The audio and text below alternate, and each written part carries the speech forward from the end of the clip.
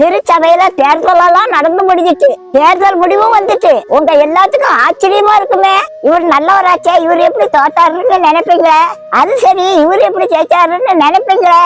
கடவுளோட பார்வையில எல்லாரும் அவரோட பிள்ளைகள் தான். அவர் உத்தமனையும் நேசிக்காரு, ஊதாரியும் நேசிக்காரு. பெத்த தாயி ஊதாரி பிள்ளை மேலதான் ரொம்ப பிரியமா இருப்பா. கடவுளுடைய சித்தம் இல்லாம எதுவும் நடக்காதுங்க. நல்லவங்க தான் ஆலயத்துக்குள்ள இருக்கணும்னா ஒருத்தரும் ஆலயத்துக்குள்ள இருக்க முடியாது. அதையே கேக்குறீங்க, நல்லவங்க தான் உள்ள இருக்கணும்னா ஊழியக்காரங்க கூட உள்ள இருக்க முடியாது.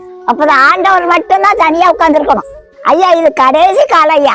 தேசத்தோட ரட்சிப்புக்கு நம்மளவாயா நம்பி இருக்காரு. கர்த்தர் நம்ம மேல பிரியமா இருக்காருயா.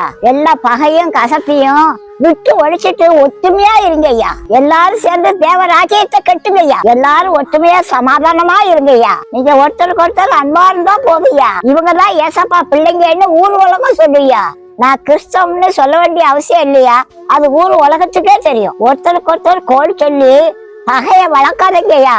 உங்களால முடிஞ்சா ஒருத்தருக்கு ஒருத்தர் சமாதானம் பண்ணுங்க ஐயா. நீங்க அப்படி செஞ்சா போதுயா. இவங்க தான் என் பிள்ளைங்கன்னு ஏசப்பாவே சொல்லுவாங்க ஐயா.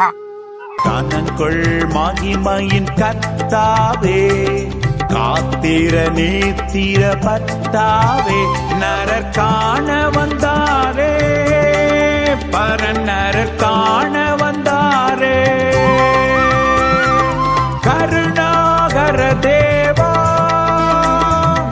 அனந்த ஞான சொரூபா, கருணாகர தேவா,